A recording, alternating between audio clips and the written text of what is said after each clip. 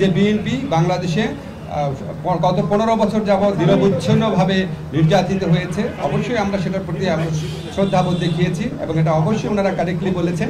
ওনারা বলেছেন যে ওনারা যে দলের যে সংস্কার ভাবনা যেটা এটা বহু পুরানা, ওনারা সবসময় সংস্কারপন্থী দল, আমরা এটা এগ্রি করেছি। অবশ্যই বিএনপি সবসময় সংস্কারের কথা বলেছে।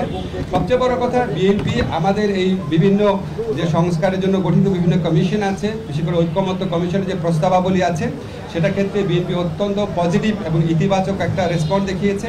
তারা বলেছেন যে তারা এই 2-3 দিনের মধ্যে ঐক্যমত কমিশনের সাথে মিটিংয়ে বসছে এবং অধিকাংশ সংস্কার প্রস্তাবের সাথে তারা ঐক্যমত পোষণ করে এবং জুলাই চার্টার খুব দ্রুত প্রণীত হয়ে যাবে, এটা তারাও আমাদেরকে আশ্বাস দিয়েছে। আমাদের কাছে মনে হয়েছে বিএনপি সংস্কারের ব্যাপারে অত্যন্ত আন্তরিক।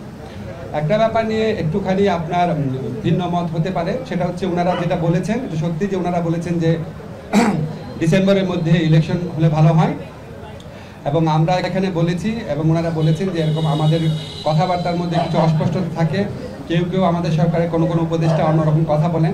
আমরা এটা ক্যাটাগরিক্যালি বলেছি যে যেটাই বলুক না কেন, আমাদের প্রধান উপদেষ্টা জাতির উদ্দেশ্যে দেওয়া ভাষণে বারবার যেটা রিপিট করেছেন সেটাই দলের অবস্থান। সেখান থেকে অন্য কেউ যদি বেফাস কথা বা অন্যরকম নিজস্ব বিবেচনা অবশ্যই কথা বলেন, সেটাতে তারা যেন বিভ্রান্ত না হন।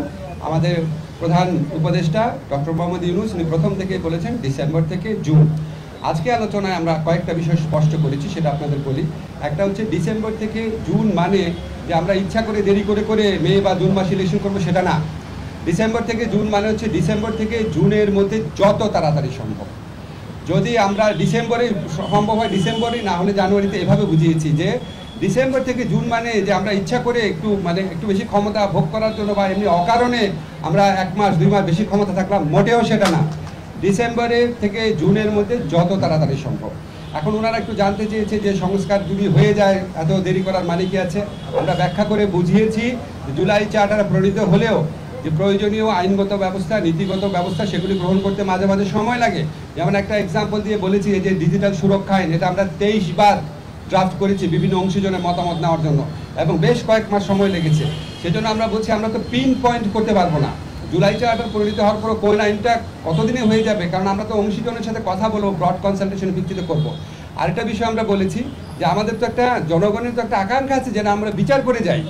আজকে বাংলাদেশে এত হাজারের বেশি তরুণ জীবন দিয়েছে আর প্রায় 50-60 হাজার মানুষ আপনার শারীরিকভাবে পার্মানেন্টলি ক্ষতিগ্রস্ত হয়েছে, চোখ হারিয়েছে।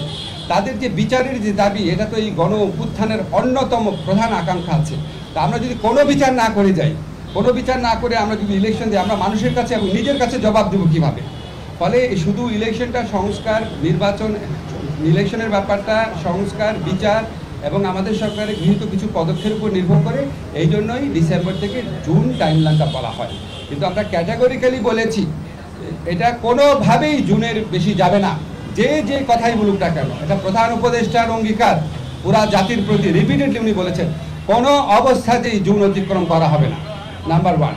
নাম্বার 2 হচ্ছে ডিসেম্বর থেকে জুন মানে হচ্ছে ডিসেম্বর থেকে জুন, বাট এর মধ্যে যত তাড়াতাড়ি সম্ভব অযথা কালক্ষেপণের বিন্দু মাত্র চেষ্টা আমাদের মধ্যে থাকবে না।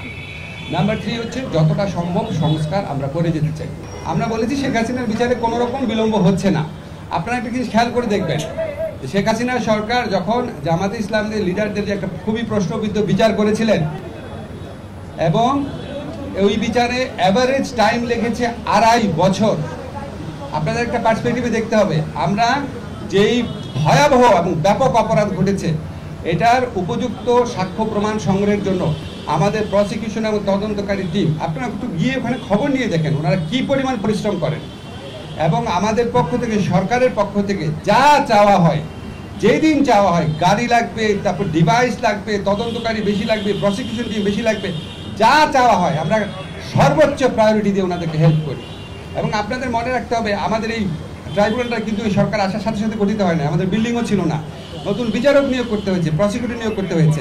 ওনারা অভিযোগ করেছেন, আমরা যখন যুক্তিগুলো দিয়েছি তখন ওনারা আর কোনো কথা বলেন নাই, তো আমরা ধরে নিয়েছি আমাদের কথাটা ওনারা বুঝতে পেরেছে।